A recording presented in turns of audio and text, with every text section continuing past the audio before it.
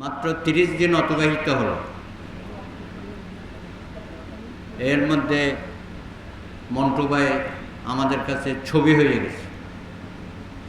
কিন্তু আমরা জানি 60-এর দশক থেকে জীবনের শেষ দিন পর্যন্ত ইতিহাসের পরতে পরতে মন্টু ভাইয়ের অনবদ্য সাহসী ভূমিকা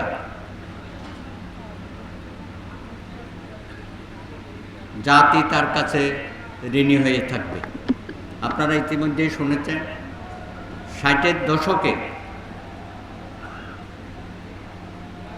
আইয়ুবের রক্তচক্ষুকে উপেক্ষা করে বিরোধী দলের রাজনীতি করা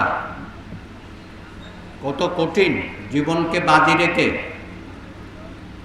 এবং তৎকালীন পেটুয়া বাহিনী এনএসএফ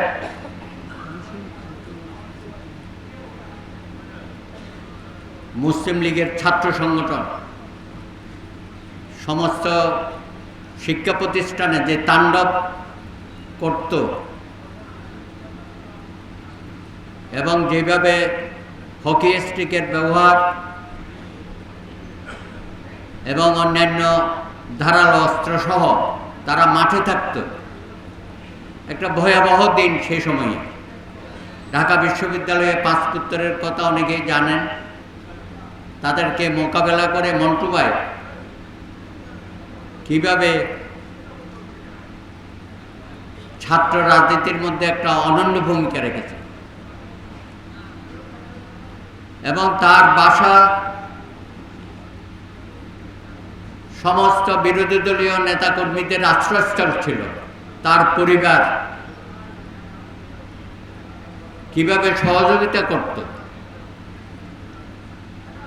এবং অনেকেই প্রয়াত হয়েছেন, এবং এখনো যারা 2-1 জীবিত আছেন, আসম রব, তোফায়েল আহমেদ সহ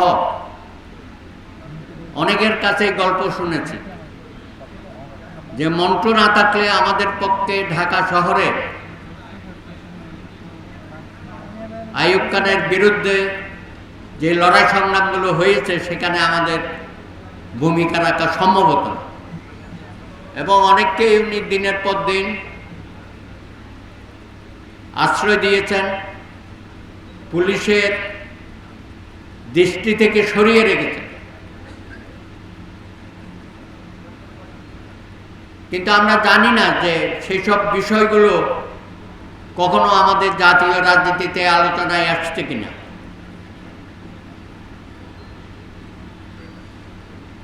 মুক্তিযুদ্ধের তার অনন্য ভূমিকা এবং সমস্ত শীর্ষ রাজনৈতিক নেতৃবৃন্দকে নিরাপদে ঢাকা শহর থেকে সরিয়ে দেওয়া এবং নিরাপদ আশ্রয়ে নিয়ে যাওয়া,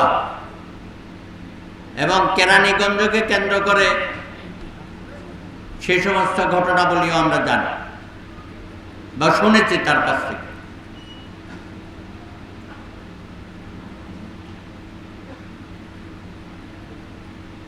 মুক্তিযুদ্ধের প্রাক্কালে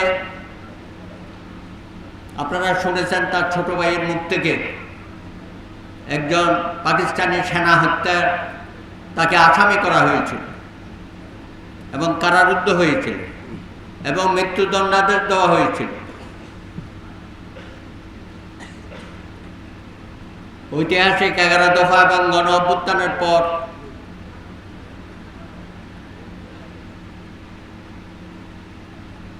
সেই কারাগার থেকে তিনি মুক্তি লাভ করেছিলেন, এবং সারা জীবনেই তাকে নানানভাবে স্বৈর শাসকের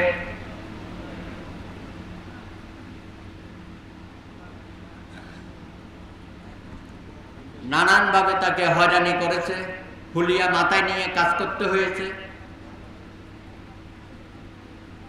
এমনকি 90-এর গণ আন্দোলনও আপনারা জানেন যে আমাদের যে যুব সংগ্রাম পরিষদ ছিল সেটার তিনি চেয়ারম্যান ছিলেন, এবং বিভিন্ন যুব সংগঠন, জাতীয়তাবাদী যুব সংগঠন যেটা মির্জা আব্বাস ছিল, এবং অন্যান্য সমস্ত রাজনৈতিক দলের যুব সংগঠনকে একত্রিত করে সেই আন্দোলনের তিনি নেতৃত্ব দিয়েছেন এবং কারারুদ্ধ হয়েছেন। সেই এলিফ্যান্ট রোডের বাসায় থেকে তাকে এই সমস্ত কর্মকাণ্ড পরিচালিত করতে হয়েছে। এখন সবসময় আমার কাছে মনে হয়েছে 302 এলিফ্যান্ট রোড আমাদের বাংলাদেশ প্যানেল কোডে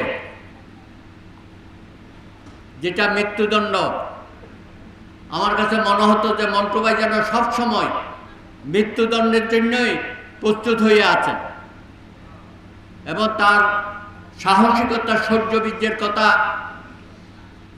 আমরা ছাত্র জীবন থেকেই শুনেছি, পরবর্তী পর্যায়ে দেখেছি, একসাথে কাজ করার সুযোগ হয়েছে। উনি বড় দলে থাকতে পারেন নাই, শেখ হাসিনার আওয়ামী লীগ ছেড়ে ডক্টর কামাল হোসেনের নেতৃত্বে গণফোরাম সংগঠিত করার দায়িত্ব নিয়েছেন। তিনি আমাদের সাংগঠনিক সম্পাদক ছিলেন, পরবর্তী পর্যায়ে সাধারণ সম্পাদক, সর্বশেষ সভাপতির দায়িত্ব পালনে আমরা তাকে হারিয়েছি। আমৃত্যু তার যে স্বপ্ন,